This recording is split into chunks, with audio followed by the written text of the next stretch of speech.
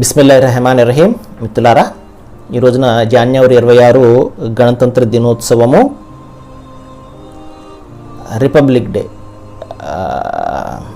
ఏమండి, 1950 జనవరి 26, ఎందుకంటే ఇది రాజ్యాంగం అమల్లోకి వచ్చినటువంటి తేదీ కాబట్టి ఈ రోజున మనం గణతంత్ర దినోత్సవంగా జరుపుకుంటున్నాము, రిపబ్లిక్ డే. అదేవిధంగా వాస్తవానికి కొన్ని డేట్స్ చెప్తాను, జ్ఞాపకం పెట్టుకోండి. 1947 ఆగస్టు 15 స్వాతంత్ర దినోత్సవం. 1949 నవంబర్ 26 ఒకటి ఉంది, అదేంటంటే ఇండియన్ కాన్స్టిట్యూషన్ అసెంబ్లీ, అది రాజ్యాంగ దినోత్సవంగా జరుపుకుంటుంది. ఇది 49 నవంబర్ 26. 1950 జనవరి 26 భారత రాజ్యాంగం అమల్లోకి వచ్చినటువంటి తేదీ. మహాశీలరా, 1946వ సంవత్సరంలో, అంటే స్వాతంత్రం రావడానికి ముందు, ఒక సంవత్సరం ముందు రాజ్యాంగ కమిటీ ఒకటి ఏర్పడింది. అంటే ఒక రాజ్యాంగాన్ని తయారు చేయాలి అని ఒక కమిటీ ఏర్పడింది. దానికి చైర్మన్ సచ్చిదానంద సిన్హా గారు, సుమారు 211 మంది, 9 మంది మహిళలతో కలిపి ఒక పెద్ద కమిటీ ఏర్పడింది. ఆ కమిటీలో నెహ్రూ గారు, ఆజాద్, పటేల్, కృపలాని, రాజేంద్ర ప్రసాద్, సరోజినీ నాయుడు, రాజాజీ, డాక్టర్ బిఆర్ అంబేద్కర్, ప్రకాశం పంతులు, పట్టాభి సీతారామయ్య లాంటి మహా ఉద్దండులు అందరూ ఉన్నారు ఆ కమిటీలో. ఆ కమిటీ సుమారు 2 సంవత్సరాల 11 నెలల 18 రోజులు పనిచేసి ఒక డ్రాఫ్ట్ కమిటీని తయారు చేసింది. ఆ డ్రాఫ్ట్ కమిటీకి డాక్టర్ బిఆర్ అంబేద్కర్ అధ్యక్షులుగా ఉన్నారు. ఆ డ్రాఫ్ట్ కమిటీ ఏం చేసిందంటే, Britain, America, Ireland, Russia, Canada, Germany యొక్క దేశాల యొక్క రాజ్యాంగాన్ని పరిశీలన చేసి ఒక చక్కటి రాజ్యాంగాన్ని రూపొందించింది. ఆ రాజ్యాంగాన్ని రూపొందించి 1947 ఆగస్టు 27, అంటే స్వాతంత్రం వచ్చిన ఒక వారానికి అది సమర్పణ చేసిందనమాట. అంటే స్వాతంత్రం రాకముందే ఈ ప్రయత్నాలు, రాజ్యాంగాన్ని నిర్మించే ప్రయత్నాలు జరిగిపోయాయి. 76-35 సవరణలు ప్రతిపాదించడం జరిగింది ఆ కమిటీ. అందులో 24-73ను సవరించారు, ఇంకా కొన్ని అలాగే ఉన్నాయి. ఆ కమిటీ, ఆ డ్రాఫ్ట్ కమిటీను దేనికి సమర్పించారు? ఇండియన్ కాన్స్టిట్యూషన్ అసెంబ్లీకి సమర్పిస్తే ఆ అసెంబ్లీ ఏం చేసిందంటే నవంబర్ 26న దాని ఆమోదం తెలిపింది, ఓకే అని చెప్పేసి. 284 మంది సభ్యులు అప్పుడు సంతకం చేశారు. ఆ నవంబర్ 26న ఆమోదం పొందినటువంటి, ఆ రాజ్యాంగ దినోత్సవం నాడు ఆమోదం పొందినటువంటి రాజ్యాంగం యొక్క తీరుతెన్నులు ఏ విధంగా ఉంటాయంటే, ముందు ప్రియాంబుల్ ఉంటుంది, అంటే ప్రవేశిక ఉంటుంది. ఆ తర్వాత 448 ఆర్టికల్స్ ఉంటాయి, 12 షెడ్యూళ్ళు ఉంటాయి. ఇది మన రాజ్యాంగం యొక్క స్వరూపం. మహాశీలరా, ప్రియాంబల్ అంటే ప్రవేశిక, ముందు మాట, ఏదైనా అనుకోవచ్చు. ప్రియాంబల్లో మనం ఏం రాసుకున్నాం అంటే, ఈ ప్రియాంబల్లో మనం చూస్తే మన భారతదేశం ఏమిటి అనేది ప్రపంచ దేశాలకు తెలిసిపోతుంది.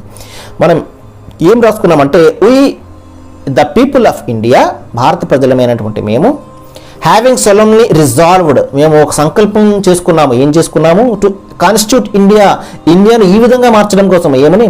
ఇంటూ ఏ సావరైన్, సోషలిస్ట్, సెక్యులర్, డెమోక్రటిక్ రిపబ్లిక్. అంటే మేము భారతదేశాన్ని సార్వభౌమ, సామ్యవాద, లౌకిక ప్రజాస్వామ్య గణతంత్ర రాజ్యంగా మేము నిర్మించుకోవడానికి మేము సంకల్పం చేసుకున్నాము. అంతేకాదు, to secure all its citizen, ప్రజలందరికీ కూడా మేము ఏమి ఇవ్వాలని సంకల్పించుకున్నాము? Justice, liberty, equality and fraternity. అంటే న్యాయము, స్వేచ్ఛ, సమానత్వం, సౌభ్రతత్వం, ఇవన్నీ మేము ఇవ్వాలి అని చెప్పేసి మేము సంకల్పించుకున్నాము అని చెప్పేసి అందులో ఉంటుంది. ఎంత చక్కటి విషయాలు చూడండి. ప్రాథమిక హక్కులు కొన్ని, మనము 7 ప్రాథమిక హక్కులు మనము అందులో రాసుకున్నాము.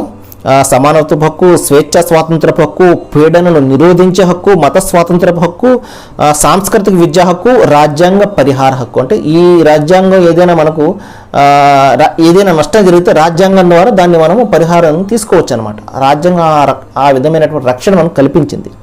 అలాగే ప్రాథమిక విధులు కూడా ఉన్నాయి, ఒక 5 విధులు ఉన్నాయి. అదేంటంటే, మనం జాతీయ పతాకాన్ని, రాజ్యాంగాన్ని, జాతీయ గీతాన్ని గౌరవించాలి. భారత స్వాతంత్ర పోరాటంలో ఏవైతే ప్రోత్సహించబడ్డాయో ఆదర్శాలు అవన్నీ కూడా పాటించాలి. భారత సార్వభౌమ్యం, అఖండత్వము, ఏకత్వాన్ని ఎప్పుడు కాపాడుతూ ఉండాలి. కుల, మత, వర్ణ భేదాలు లేకుండా అందరినీ సమానంగా గౌరవించాలి. సౌభ్రతత్వాన్ని పెంపొందింపజేయాలి. భారత మిశ్రమ సంస్కృతి ఏదైతే ఉందో, ఏమంటారు దాన్ని, ఈ సంస్కృతి, మనము ఈ భిన్నత్వంలో ఏకత్వం, ఈ సంస్కృతి మనం కాపాడుతూ ఉండాలి. ఆదేశిక సూత్రాలు కూడా 3 ఉన్నాయి. రాజ్యం ఏం చేస్తుందంటే ఈ ప్రాథమిక హక్కులను కాపాడుతుంది. అదేవిధంగా కుల మతాలకు అతీతంగా ఒక శ్రేయో రాజ్యాన్ని స్థాపిస్తుంది. అందరికీ సమానమైనటువంటి చట్టాలు, అందరికి సమానమైన న్యాయం చేస్తుంది. ఇవి ఎంత చక్కటి రాజ్యాంగాన్ని మనము రాసుకుని, ఎంత చక్కటి రాజ్యాంగం మనకుంటే, మన రాజ్యాంగమే మన ప్రధానమైన బలం మనకుంటే, ఈ రాజ్యాంగాన్ని తూట్లు పొడిచే కార్యక్రమాలు ఈ రోజున జరుగుతున్నాయి. రాజ్యాంగాన్ని మార్చివేసే, రాజ్యాంగాన్ని పూర్తిగా తొలగించే ప్రయత్నాలు ఈ రోజున జరుగుతున్నాయి. సోదర మహాశిలారా, సోదరిమణులారా, రాజ్యాంగమే లేకపోతే భారతదేశమే లేదు. ఈ విషయాన్ని మనం గమనించాలి. కాబట్టి ఈ ప్రయత్నాలను మనం అడ్డుకోవాలి. మన బలమే మన రాజ్యాంగము. రాజ్యాంగాన్ని కాపాడితే అదే మనల్ని కాపాడుతుంది. రండి, దైవం మీకు నాకు మనందరినీ కూడా ఒక చక్కటి దేశవాసిగా, దేశాన్ని ప్రేమించే ఒక వ్యక్తిగా మనము మన రాజ్యాంగం కోసము, రాజ్యాంగ పరిరక్షణ కోసము కృషి చేసే ఆ శక్తి సామర్థ్యాన్ని మనందరికీ కూడా ప్రసాదించుగాక. సర్వే జన సుఖినో భవంతు.